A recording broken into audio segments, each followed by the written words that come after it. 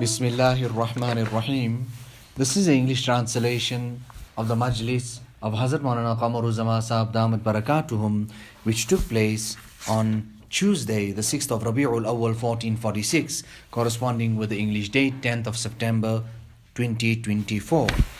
Hazrat Wala has the celebrated kitab of Hazrat Maulana Ali Mia Saheb in front of him, Nabiya Rahmah.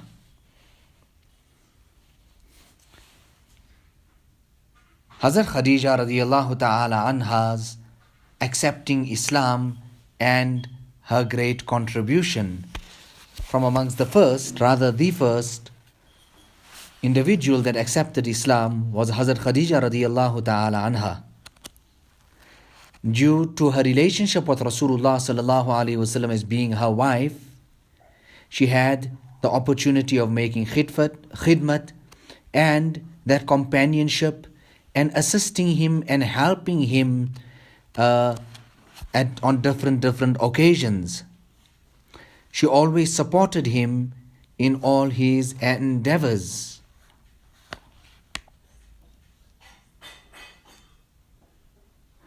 Whatever taklif was given to Rasulullah sallallahu alaihi wasallam by others, she would always make a great effort in making that light for Rasulullah sallallahu alaihi wasallam.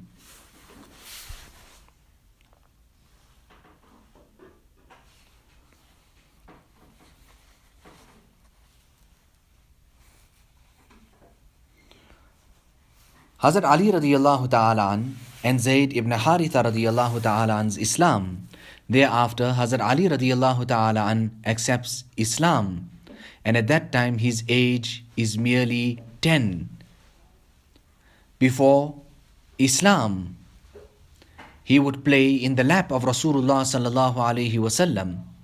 It was at a time of famine and drought when Abu Talib was in difficulty that Rasulullah sallallahu alaihi wasallam then took Ali radiyallahu ta'ala away and made him an individual of his house. Thereafter, the next one who accepted Islam was Sayyidina Zayd ibn Haritha radiyallahu ta'ala, who was the slave of Rasulullah sallallahu alaihi wasallam. He brought Islam. Rather, in reality, if we go deeper to see and study that these people who had accepted Islam, Khadija radiyallahu ta'ala anha, Ali radiyallahu ta'ala an, Zayd ibn Haritha radiyallahu ta'ala an, these individuals accepting Islam is bearing witness on its own. It is a testimony on its own because these people were the closest to Rasulullah sallallahu alaihi wasallam, and they knew very well about the honesty and sincerity of Rasulullah sallallahu alaihi wasallam, his goodness, because they were part and parcel of the house. And even things that are hidden are apparent to people like this: the wife, the individual in the house, and the slave. Hazrat Abu Bakr radiyallahu ta'ala an's accepting Islam, and he's inviting towards the cause of Islam as well. Hazrat Abu Bakr ibn Abi Quhafa accepts Islam, and this is no ordinary simple thing. He was from amongst the intelligent people, those individuals who had a great intellect and good understanding, a person of high courage and a very moderate person. He was a person who enjoyed a high status from amongst the Qurayshi people.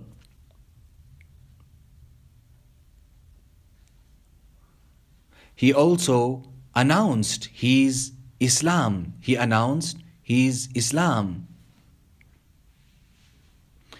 was a very beloved person, and he was very simple-natured. He knew very well about the lineage and the history of the Quraysh. He was an individual who possessed great character, and he was a successful businessman.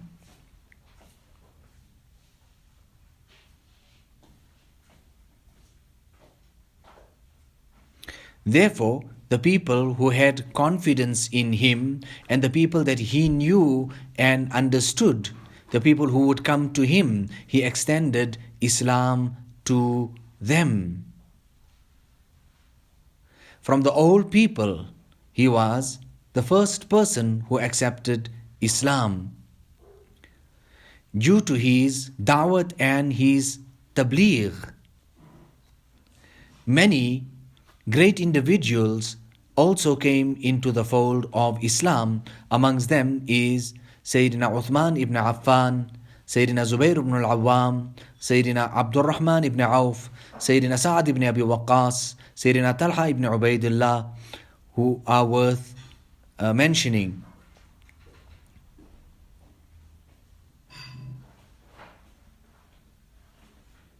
Hazrat Abu Bakr radiallahu ta'ala an also brought these individuals who accepted Islam to Rasulullah sallallahu alayhi wasallam.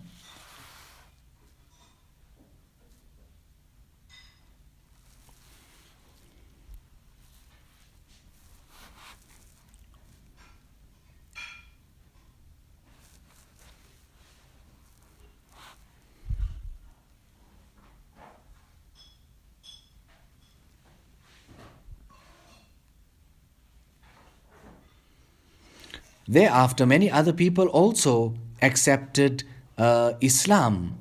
Abu Ubaidah ibn al-Jarrah, Arqam ibn Abi Arqam, Uthman ibn Maz'un, Ubaidah ibn al-Harith ibn Abdul Muttalib, Sa'id ibn Zayd, Khabbab ibn al-Arat, Abdullah ibn Mas'ud, Ammar ibn Yasir, Khubayb radiyallahu ta'ala anhum ajma'in. Thereafter, people started accepting Islam in huger numbers.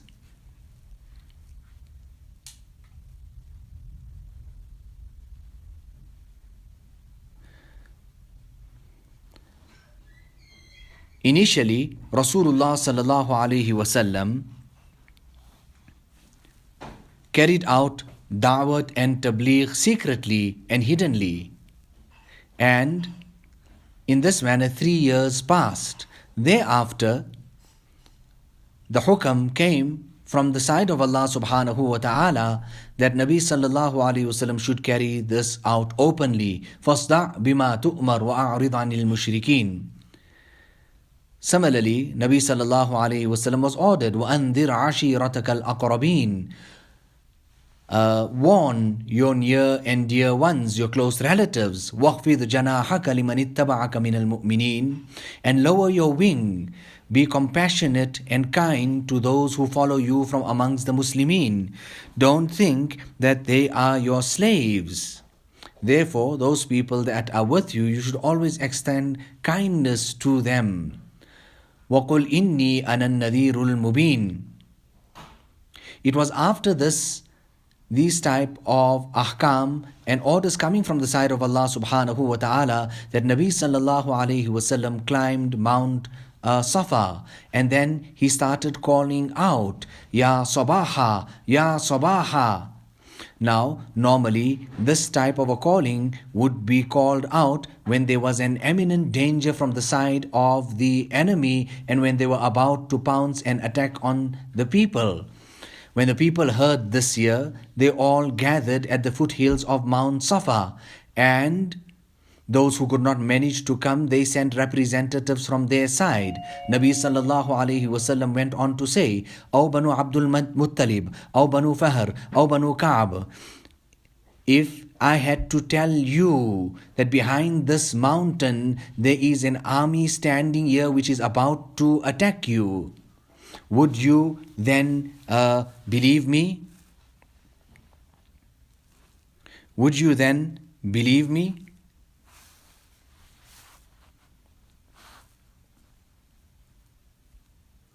Now, in the Arab, the people, they liked genuineness, and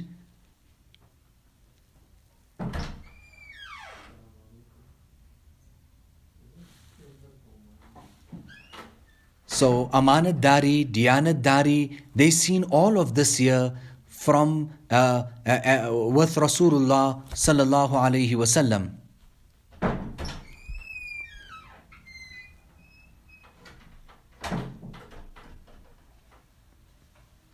So when they all gathered here, and Rasulullah sallallahu alaihi wasallam was present in front of them, and he started off, his andaz was that, his style was that. First he said, would you believe me if I tell you that there is an army behind this mountain? Look at his style. There's much to learn about the dung and the style, the methodology of the tabligh of Rasulullah sallallahu alaihi wasallam. Don't say such a thing due to which people are driven away from you. For da'wat and tabligh, you need understanding and you need firasat, foresight. Allama Khawali, or one of the Misri alims, say that you are going to do da'wat and tabligh to a person and he has the tools of cultivation and harvesting in his hands, and he's on his way to do that. Where will he listen to you at that time? And Nabi sallallahu alayhi wasallam kana yatakhawwaluna bil maw'iza. Nabi sallallahu alayhi wasallam used to choose a time in which he would give us advice.